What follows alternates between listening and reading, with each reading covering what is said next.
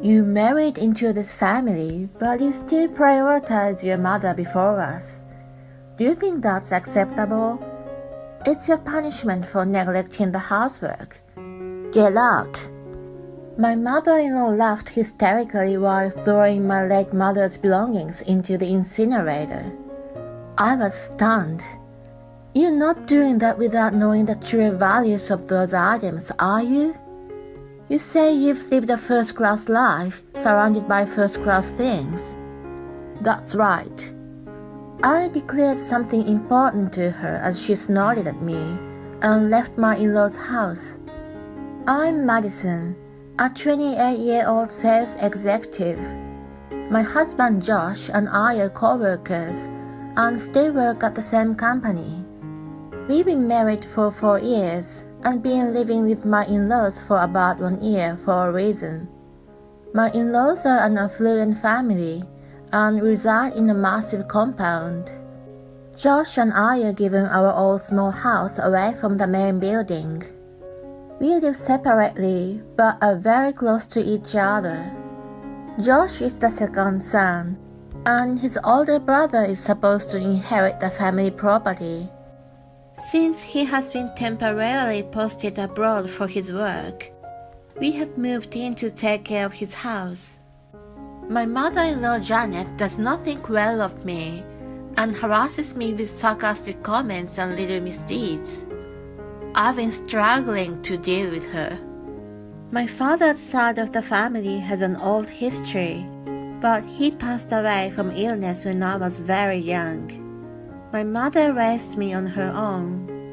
Janet scorns that I come from a single-parent family in which the mother is still working, and I too work instead of being a full-time housewife. Even though you're married, you refuse to be a housewife and take advantage of living with your in-laws. Don't you realize how shameless you are? You must be greedy with money coming from a single mother home. How can you not be satisfied with Josh's income? She sarcastically criticizes me whenever she sees me. However, in front of Josh and my father-in-law, she's cheerful with a smile on her face. I've been overwhelmed by this gap and haven't been able to talk to Josh about her bullying. Since I haven't resisted her, she's been increasing her maliciousness toward me. Once a week, we all have dinner together at the main house. One night, she mentions, I want to ask Madison to clean the shed for me sometime soon. I always ask our cleaners, but I want her to be familiar with what's inside. She asks with an apologetic expression. A shed? I don't mind, but I don't see the point in me checking inside. That's not true. As a family member who lives in this house, it's good for you to know about the history. She immediately denies my comment. If it's okay with you, honey, go right ahead. But we are leaving as soon as my brother comes back, so you don't really have to. Josh helps me out. I don't have any special plans for my next day off, so if you just want me to clean it up, I'd be happy to do it. I don't think I could go so far as to memorize or figure out what's in there though. I know it would be a bad idea to refuse her, so I decide to go along. On my day off, I follow Janet to the shed. Inside is covered in dust, as if it's never been cleaned, contrary to what she had mentioned. Well, start cleaning. I'm stunned at the state of the shed as she turns to leave. How do you want me to clean it? You're not making me to do it alone, are you? I ask her out of disbelief. Of course, you always neglect your housework using your job as an excuse. You should be doing more on your days off. Just get on with it. She puts on a disgusting smile and shuts the door, leaving me inside. I hear a questionable clunking sound. I'll check on you every hour. I'll let you out of here when it's perfectly clean, so get on with it. She yells from outside the door. I rush to open it, but it's already been locked. There's a locker with cleaning supplies and a water pipe on the wall. I have no choice but to start cleaning. My phone is left behind, and there's no clock in the room. I have no idea how long it has been since I started cleaning. I'm becoming fearful of the situation. After all, Janet rarely comes to check on me, despite saying every hour, and shows up randomly. You know, I've been living a first-class life surrounded by first-class things. I understand the value of the items here, but you don't, do you? She comes just to make sarcastic remarks. Well, take this opportunity to get a good sense of the value of all this today. She closes the door again and walks away. I've been cleaning since early morning, and she's finally satisfied in the evening. I'm able to escape from the dingy shed at last. I wasn't even allowed to have lunch. I walk back home feeling lightheaded, and I'm determined to speak to Josh about it.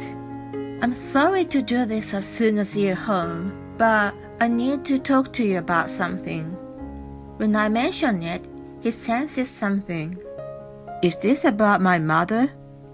I'm surprised, but I start explaining what happened today and how Janet's been treating me. He listens attentively and apologizes to me. I'm really sorry that I didn't realize it before. I know she sometimes looks down on people and harasses them in small ways when she doesn't like something. But this is the first time I hear she's done something to that extent. I'm confused as to why I should believe your every word.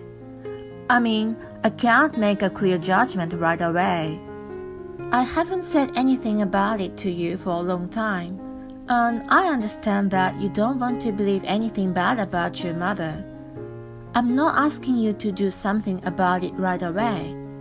I just don't want to be alone with her as much as possible from now on. I'm so exhausted that I don't even wait for his reply and pass out on the bed.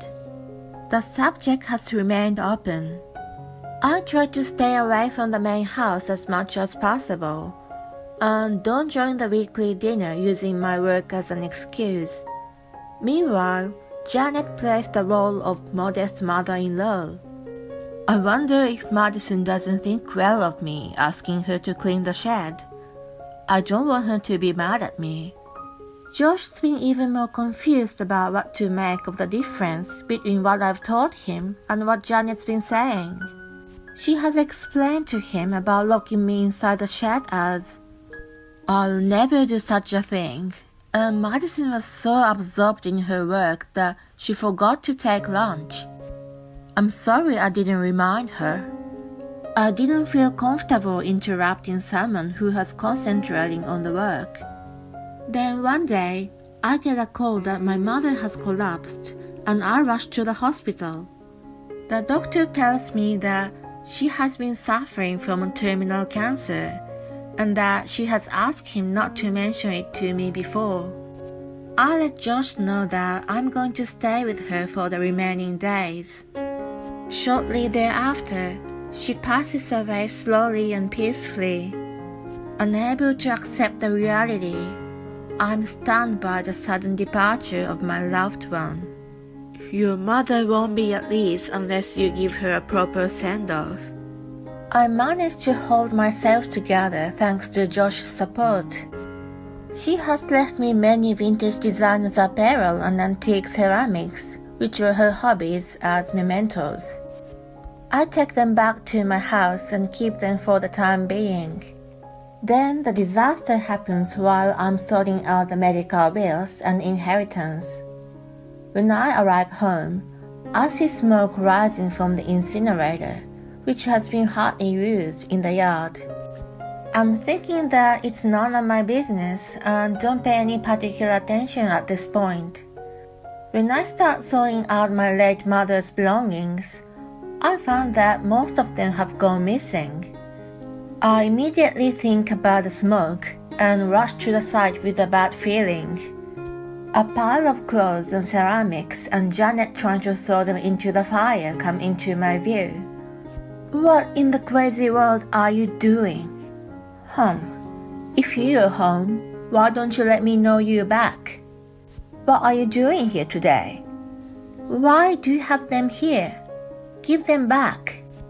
You're so vulgar snapping at me. They're not worth much anyway, so I thought I'd help you get rid of them. What on earth are you talking about? You married my son, and you put your mother before him and his family. Do you think that's acceptable?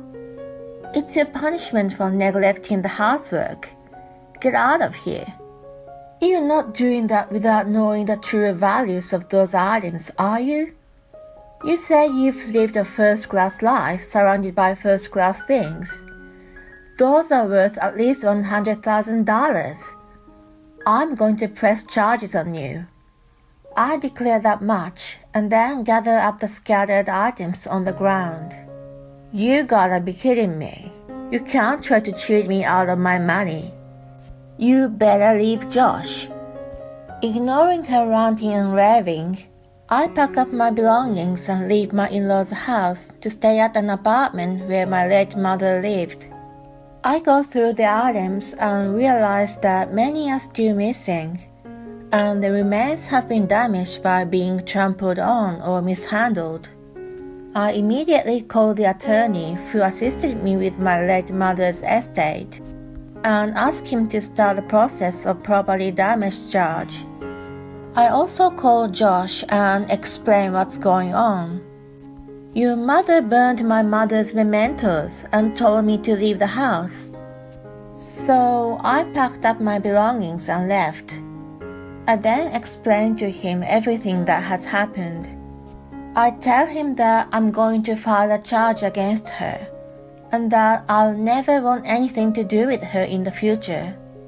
I also mentioned that I would not interfere in any way between him and his mother, but that I would like to divorce him if I have to continue dealing with her. I sent him a video of Janet burning my late mother's belongings and let him hear the voice recording of her rant. Instead of coming to ambiguous conclusion like last time, he is forced to recognize that she has been malicious toward me. Her behavior this time is way out of line, and I reiterate to him that I never ever want anything to do with her. At first, he's still somewhat reluctant to believe what I'm telling him is true, but with the evidence, he's forced to accept it. He sincerely apologizes to me and promises that he will sever all ties with her too. I'm relieved to hear that, and then I again speak to my attorney to calculate the damages. When the calculation is done, I visit my in-laws with the claim. My in-laws have been notified in advance, and both of them are there to greet us. First, my attorney tells them that Janet's action falls under the charge of destruction of property, and the value of damage is more than $100,000. Wait a minute, they're just some clothes and ceramics. There can't be that much money. Janet snickers and denies the amount of money. I'm sure as I've asked an appraiser to confirm the value of each item. Are you telling me that you, who have been living a first-class life surrounded by first-class things, don't recognize the worth of those items? When I snicker back at her, her face turns bright red. Don't try to deceive me. The value of those things goes down as they age. Then my attorney patiently explains that she is indeed correct if things are not well taken care of. However, my late mother's collection falls into a rare and high-demand category. The value has jumped because they've been produced in such small quantity, or the artists have already passed away.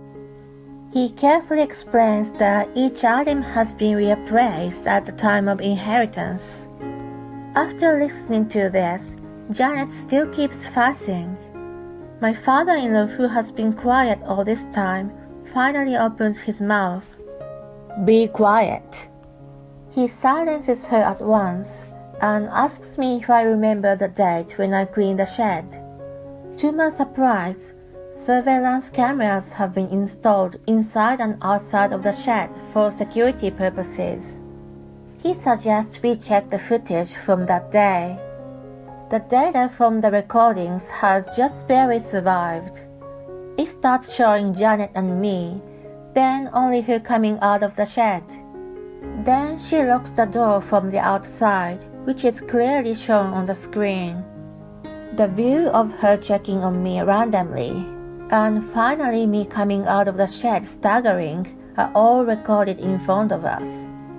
Moreover, there's even a recording of Janet bringing boxes and clothes and ceramics to the incinerator and burning them one after another.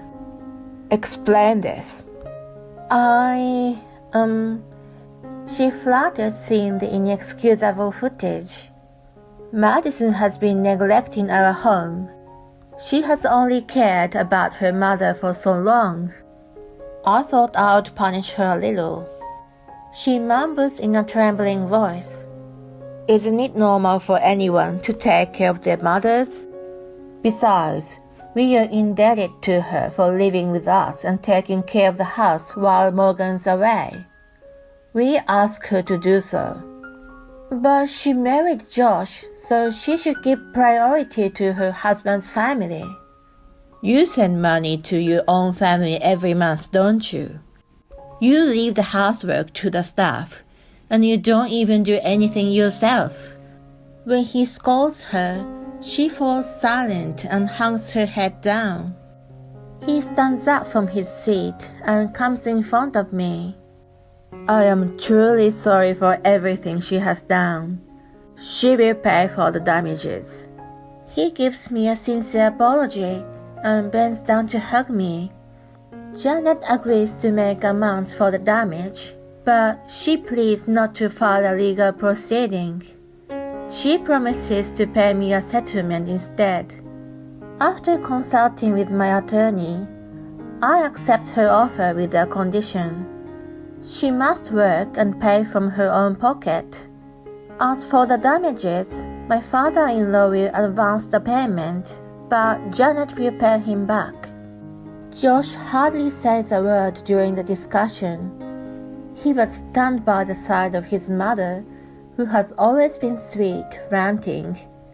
It's worse than he ever imagined. On the way home, I had never seen my mother so crazy. I was in disbelief. He slaps his shoulders as he mumbles. After that, my father-in-law had sent Janet back to her parents and has terminated the financial support. He's also demanding she repays him for the advancement, and she's been asking Josh and his brother for help. Josh has blocked her from contacting him. As for his brother, don't come to me for help for what you've done. He too has shut her off. As for me, I've sent some of the damaged items for repair at Josh's expense. Some of them have been restored to their original condition. Since there have been a waste of treasures in my possession, I've donated them to charities for auction, except for the ones with special memories. Janet has never worked before and has only experienced a financially comfortable life. She finds a job, but gets fired for causing problems, or quits her own immediately. My father-in-law tells me, I don't think she will complete the payment anytime soon from the way things have been going. I should pay you first. I refused, and instead I set a deadline for the payment of the settlement through my attorney. Janet and her parents are informed that if the deadline wasn't met, I would press charges. Her parents are so concerned about their public image that They sent her to work at a factory owned by a relative. She's been managing to make the installment payments since then. Although my father-in-law has been fed up with her, he's not considering divorce. I don't want to get involved with my mother, but I need to keep in touch with my father. Is that okay with you? Josh asks me. I've been receiving the settlement. As long as I don't have to deal with her in the future, I'm not going to stop you from doing anything. His brother is coming home at the end of this year. He's yet to marry and has been questioning Janet. If I get married, are you going to bully my wife too? Depending on her attitude, she may not be allowed to return home. We've started a new life in a new residence. Josh has been keeping in touch only with his father and has been hearing about his mother from him. I haven't forgiven her for what she's done. I don't know if I will ever be able to. I'm hoping that in the unlikely event that she ever reforms, she would apologize to me in person. Right now, I'm enjoying my life alone with Josh. I know he's a little unreliable, but I would like to build a happy family that reassures my mother in heaven.